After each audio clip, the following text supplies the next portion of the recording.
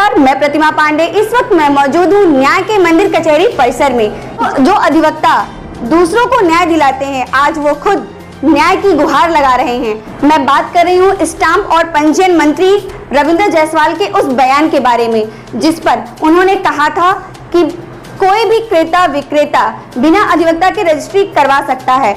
इस पर अधिवक्ताओं में काफी रोष है और इस रोष का असर ये रहा कि अधिवक्ता गण के द्वारा मंत्री जी के पोस्टर पर कालिख पोती गई। उसके बाद उन पर एफआईआर भी दर्ज हो गया। आइए यहाँ पर सेंट्रल बार और बनारस बार के पदाधिकारियों से बात करते हैं और जानते हैं कि क्या है पूरा मामला।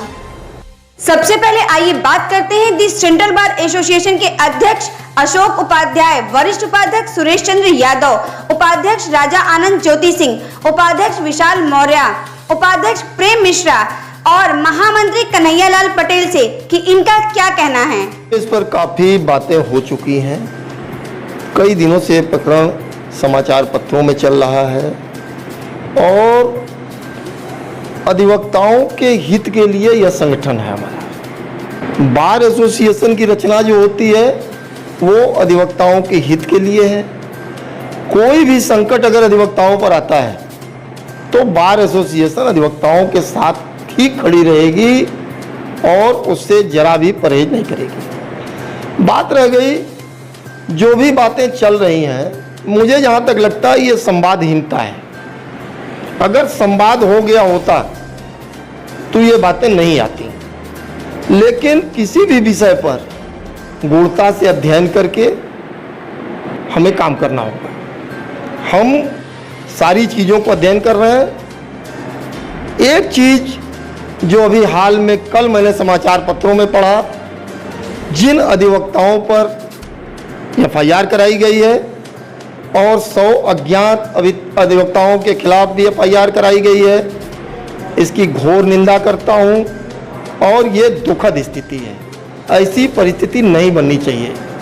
हम इस कृत्य का चाहे कोई भी हो विरोध करते हैं और निंदा करते हैं। प्रयास यह होना चाहिए बार एसोसिएशन का अधिवक्ता हित में सकारात्मक कार्य होने चाहिए और सकारात्मक कार्य की दिशा में ही बार एसोसिएशन का निर्वाचन होता है। हमारे बीच में जो अधिवक्ता हैं 1 साल का कार्यकाल है बार का, और किस परिस्थिति में अधिवक्ता कचहरी आ रहे हैं, इस कोरोना काल में क्या स्थिति चल रही है। हमारी लड़ाई मुख्यमंत्री से होनी चाहिए और यह लड़ाई होनी चाहिए कि कोरोना काल में जो मृतक हैं अधिवक्ता हैं उनको 10-10 लाख रुपए आर्थिक मुआवजा और उनके परिवार को नौकरी, जो लोग बीमार चल रहे हैं उनके पूरे मेडिकल का खर्च उत्तर प्रदेश सरकार वहन करे।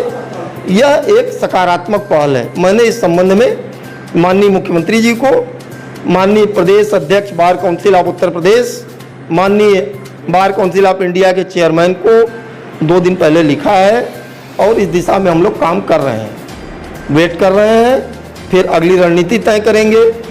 और जो ये चल रहा है ये निंदनीय है, दुखद है और इस तरीके का कृत्य नहीं होना चाहिए। एफआईआर जो है उसको अविलंब वापस होना चाहिए। हमारी बात अधिकारियों से हुई है एफआईआर निरस्त कराने के, वापस लेने के लिए, और हम लोग उस दिशा में प्रयासरत हैं और पूर्ण प्रयास करेंगे कि एफआईआर वापस हो जाए, अधिवक्ताओं के मान सम्मान पर किसी तरीके का आंच ना आए। अध्यक्ष जी, मंत्री जी का जो बयान है कि अधिवक्ताओं के बगैर रजिस्ट्री होगी, इस बयान से आप कहां तक सहमत हैं? देखिए, वह आदेश, कोई भी आदेश रजिस्ट्रेशन एक्ट का भारत सरकार बनाती है। नियम और नियमावली ये उत्तर प्रदेश सरकार बनाती है। तो जो 2018 का फेसबुक पर मैं देख रहा हूँ, समाचार पत्रों में मैं सुन रहा हूँ, मेरी उत्तर प्रदेश के मुख्यमंत्री से मांग है कि उन्होंने अगर ऐसी नियमावली बनाई है, योगी महाराज ही उस समय भी मुख्यमंत्री रहे 2018 में, तो उसको तत्काल संशोधित करें और जो फॉर्मेट है उसमें अधिवक्ताओं का कॉलम निश्चित रूप से ऐड होना चाहिए। ये हमारी जायज़ मांग है और इसके लिए हम लोग 1 सप्ताह 10 दिन के अंदर माननीय मुख्यमंत्री से प्रतिनिधिमंडल मिलेगा सेंट्रल बार का और उन्हें पत्रक दिया जाएगा। चुनावी वर्ष है, मुझे विश्वास है कि मुख्यमंत्री जी भी सरकार में अगर अगली बार आना चाहते हैं तो निश्चित रूप से अधिवक्ताओं को नाराज नहीं करेंगे। वहाँ तक हमको यह पता चला कि यह गाजियाबाद में इन्होंने कोई एक बयान दिया कि रजिस्ट्री बिना अधिवक्ताओं के द्वारा होगी। तो पहले तो मंत्री जी को खुद सोचना चाहिए कि वह अधिवक्ता है, अधिवक्ता कहाँ कहाँ बैन हो जाता है इसकी उनको जानकारी है कि नहीं है। अगर अधिवक्ता बैन ही होते रहेंगे तो क्यों अधिवक्ता का ये जो बना हुआ है इंस्टीट्यूशन उसी को समाप्त कर दिया जाए। और मैं इस बात का निंदा करता हूँ कि मंत्री जी को इस तरह का कार्य करने से पहले खुद को सोचना चाहिए। माननीय मंत्री रविंद्र जायसवाल जो कि सत्ता के नशे में एकदम मदमस्त हो चुके हैं और उनको इस बात का कतई एहसास नहीं है कि 2022 आ गया है, उन्हें फिर इसी अधिवक्ताओं के बीच और इसी जनता के बीच आना है। ये उनके द्वारा पहली घटना नहीं कारित की गई है। विगत कुछ दिनों पहले माननीय मंत्री जी एक वैक्सीनेशन के कार्यक्रम में उद्घाटन करने के लिए गए थे, जहां मंत्री जी द्वारा एक जनता के प्रतिनिधि या कार्यकर्ता ही कह लीजिए उसको दौड़ा लिया गया था मारने के लिए, जिसका वीडियो वायरल हुआ। और यहां पर जब उन्होंने अपनी बातों का खंडन नहीं किया तो हम अधिवक्ता साथी दोनों बार के अध्यक्ष महामंत्री मिलकर जब संयुक्त बार की बैठक बुलाए और इनसे कहा गया कि आप अपनी बातों का खंडन करिए, किंतु इन्होंने अपनी बातों का खंडन नहीं किया। लिहाजा हम लोग शांतिपूर्ण ढंग से रजिस्ट्री ऑफिस में तालाबंदी का कार्य किए और मंत्री जी ने अपने सत्ता का हनक दिखाते हुए हम लोग के ऊपर मुकदमा कायम करा दिया गया और 100 अन्य अज्ञात के ऊपर भी मुकदमा दर्ज कराया गया है माननीय मंत्री जी द्वारा। तो मंत्री जी को मैं बता देना चाहता हूं कि मंत्री जी आप मुकदमा तो करा लिए और आप और मुकदमा करा लीजिए। और कल का एक बयान मंत्री जी का आया जिसमें मंत्री जी ने अधिवक्ताओं को कहा है कि ये नादान है। नादान शब्द का प्रयोग असंवैधानिक है। जज द्वारा फैसलों में कहा जाता है कि विद्वान अधिवक्ता द्वारा ये कथन कहा गया, लेकिन इन्होंने नादान कह दिया है। तो मैं मंत्री जी से कहना चाहता हूं कि तत्काल आके माफ़ी मांगे और अगर मंत्री जी माफ़ी नहीं मांगते हैं तो इसका परिणाम बुरा होगा। हम लोग ऊपर की लड़ाई लड़ेंगे और माननीय मुख्यमंत्री जी जब तक इनको बर्खास्त नहीं करेंगे ये लड़ाई आगे अग्रसर रहेगा। देखिए, मंत्री जी के बयान समाचार पत्रों से पता चले कि उन्होंने क्या कहा है। उसके बाद उन्होंने कुछ डेंट काशी वगैरह चैनल पे आके खंडन भी किया था अपनी बातों का, लेकिन हम अधिवक्ता उनके बयान से संतुष्ट नहीं हैं। उन्होंने बार बार अपने बयान को पलटा और कल के किसी बयान में उन्होंने अधिवक्ताओं को नादान कहा। अभी अमर उजाला में सुबह आज के पेपर में था कि नादान अधिवक्ताओं ने ये आंदोलन कर दिया। तो नादान शब्द अधिवक्ता, जबकि हमारे यहाँ कोई भी आदेश, कोई भी बेल के आदेश होते हैं उस पर विद्वान अधिवक्ता कहा जाता है और इन्होंने नादान कहा। यह भी एक उत्तेजित करने वाली बातें इन्होंने कही है, तो इससे हम लोग संतुष्ट नहीं हैं। मैं प्रेमचंद मिश्रा उपाध्याय सेंटर बार माननीय मंत्री रविंद्र जायसवाल जी का जो ज्ञापन आया हुआ था उन्होंने खंडन किया हुआ है, लेकिन हम लोग के खिलाफ जो यहाँ पे मुकदमा हुआ है उसका ख़त्म करें, नहीं तो सोमवार तक का हम लोग समय दिए हैं। सोमवार के बाद हम लोग जो है अपना तेवर दिखाएंगे कि अधिवक्ता होता क्या है।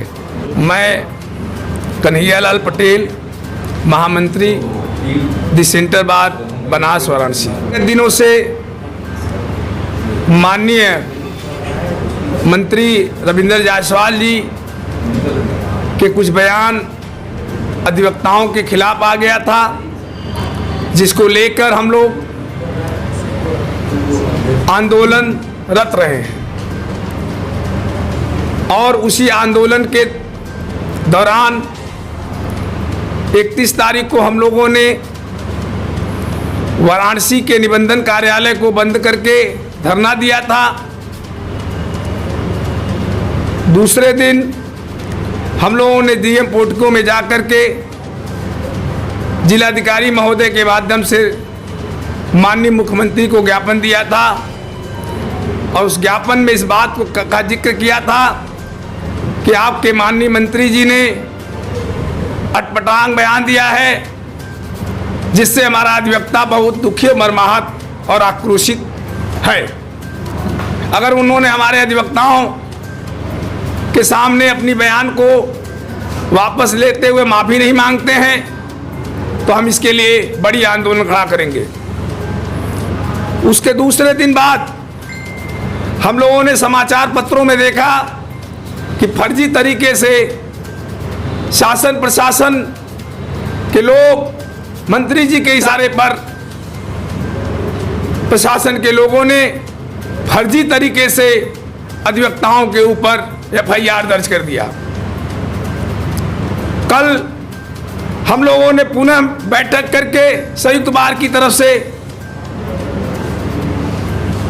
पुलिस कमिश्नर से मांग किया था कि FIR को तत्काल क्वैश कर दे, और उनको हम लोगों ने समय दिया है कि वो सोमवार तक हर परिस्थिति में क्वैश करके हमको सूचित कर दे, नहीं तो सोमवार को हम एक बड़ा आंदोलन करने जा रहे हैं। माननीय मंत्री जी कल प्रेस कॉन्फ्रेंस के द्वारा कुछ बयान दिए हुए हैं। उस बयान के पूरे कॉपी को हम लोग कायदे से देख नहीं पाया हूँ। लाइव उनका जो उन्होंने प्रेस कॉन्फ्रेंस के द्वारा बोला है उसकी वीडियो रिकॉर्डिंग हमने देखा नहीं है, लेकिन ये बताया जा रहा है कि उन्होंने जो बात कहा था अधिवक्ताओं के बगैर रजिस्ट्री की बात, उन्होंने कहा है कि हमने ऐसा कुछ नहीं कहा था, ये दुष्प्रचारित किया जा रहा है और हमने कभी अधिवक्ताओं को न रोका है न रोकेंगे। लेकिन कुछ लोग फेसबुक पे और समाचार पत्रों में कुछ और बातें आई हैं कि उन्होंने हमें अधिवक्ताओं को नादान अधिवक्ता कहा है। अगर उन्होंने वास्तव में नादान अधिवक्ता कहा होगा तब तो उनको पुनः माफी मांगनी पड़ेगी। इससे हमारी लड़ाई आगे बढ़ जाएगी। हमारी लड़ाई सोमवार को बृहद स्तर पे जाएगी। हो सकता है कि यह लड़ाई बनारस से उठ करके लखनऊ तक चला जाए। अब आइए सीधे बात करते हैं दी बनारस बार एसोसिएशन के अध्यक्ष विनोद कुमार पांडे और महामंत्री विवेक कुमार सिंह से कि मंत्री जी के फैसले से ये कितना इत्तेफाक रखते हैं। अब मंत्री जी के उस बयान के विरुद्ध में कोई औचित्य नहीं है कि आंदोलन किया जाए, मगर इसी बीच मंत्री जी के इशारे पे, मंत्री जी के कहने पे, जैसा कि हम लोगों को ज्ञात हुआ, जैसा कि सुनने में आया, 2 FIR दर्ज करा दिया गया अधिवक्ताओं के विरुद्ध, एक नामजद और एक में 100 अधिवक्ता अज्ञात के रूप में। अब हम लोगों का कल एक ज्ञापन हम लोगों ने दिया है पुलिस कमिश्नर को कि अगर जो मुकदमे हुए हैं, जो 2 FIR अधिवक्ताओं पर हैं, वो एक्सपंज नहीं किया जाता, समाप्त नहीं किया जाता है 3 दिन में, तो हम लोग सोमवार को इससे भी बड़ा आंदोलन करने को बाध्य होंगे और करेंगे। हम अपेक्षा करते हैं कि मंत्री जी, सरकार, शासन, प्रशासन इस गंभीरता को समझेगा और मुकदमों को यथाशीघ्र समाप्त करेगा। विवेक कुमार सिंह, महामंत्री बनारस बार एसोसिएशन। आदेश पर क्या उन्होंने अपने बयान का जब खंडन कर दिया कि हमने ऐसा कोई आदेश नहीं दिया है, तो उनके इसका कोई मतलब रह नहीं जाता। FIR हम लोग पत्रक दिए हैं पुलिस अधिकारी को। हम लोगों ने कहा है कि मुकदमे को स्पंज किया जाए पुलिस को, तो मुकदमा पत्रक लिए हैं, अगर वो स्पंज कर देते हैं तो हम लोगों का थोड़ा सारा मामला ख़त्म हो जाएगा। अगर नहीं करेंगे तो फिर हम लोगों का आंदोलन आगे बढ़ेगा। कचहरी परिसर में सीधी रजिस्ट्री कराने के नए फरमान पर कुछ जागरूक अधिवक्ताओं से भी जानते हैं उनका क्या कहना है, जिनमें अधिवक्ता राहुल श्रीवास्तव, ओम प्रकाश पांडे, प्रभा शंकर मिश्र और पूर्णेंद्र नारायण शुक्ला से। जी, मैं राहुल श्रीवास्तव अधिवक्ता। समाचार पत्रों के माध्यम से जो है हम लोगों को जानकारी हुई कि मंत्री जी ने बोला कि जो है बिना अधिवक्ताओं के जो है रजिस्ट्री हो सकती है, तो इस बयान से मैं जो है सहमत नहीं हूँ, क्योंकि अधिवक्ता ही एकमात्र ऐसा व्यक्ति होता है जो उसके लीगल पॉइंट को जो है समझ सकता है, और यह सीधे सीधे भ्रष्टाचार को बढ़ावा देने का जो है काम है। क्योंकि अगर अधिवक्ता नहीं रहेगा तो गलत जमीन भी जो है किसी न किसी को जो है रजिस्ट्री कर दी जाएगी। मानसिक रोगी को भी जो है, मानसिक रोगी से भी जो है उसकी ज़मीन को जो, उसकी प्रॉपर्टी को जो है किसी अन्य व्यक्ति को जो है रजिस्ट्री कर दी जा सकती है, जिसको रोकने के लिए अधिवक्ताओं का होना बहुत ज़रूरी है, क्योंकि अधिवक्ता लीगल पॉइंट पे जो है बात करता है। और अभी समाचार पत्रों के माध्यम से एक और बयान जो है मंत्री जी का सामने आया कि उन्होंने नादान अधिवक्ता का शब्द का प्रयोग किया। मैं यह बात कहना चाहता हूं कि एक उत्तर प्रदेश के जिम्मेदार मंत्री के नाते उनको ऐसा बयान नहीं देना चाहिए। इनके बयान से यह प्रदर्शित होता है कि हम मानसिक रूप से रोगी हैं, इनका इलाज कराना चाहिए। माननीय मुख्यमंत्री जी को इनका वास्तविकता में मानसिक इलाज कराना चाहिए, क्योंकि इनका रवैया आम जनता के प्रति, आम अधिवक्ताओं के प्रति ठीक नहीं है। आपने मीडिया के माध्यम से ही हम लोगों को जानकारी हुई कि कोई दुबे नामक व्यक्ति थे जिनसे यह जो है लड़ाई झगड़ा कर लिए।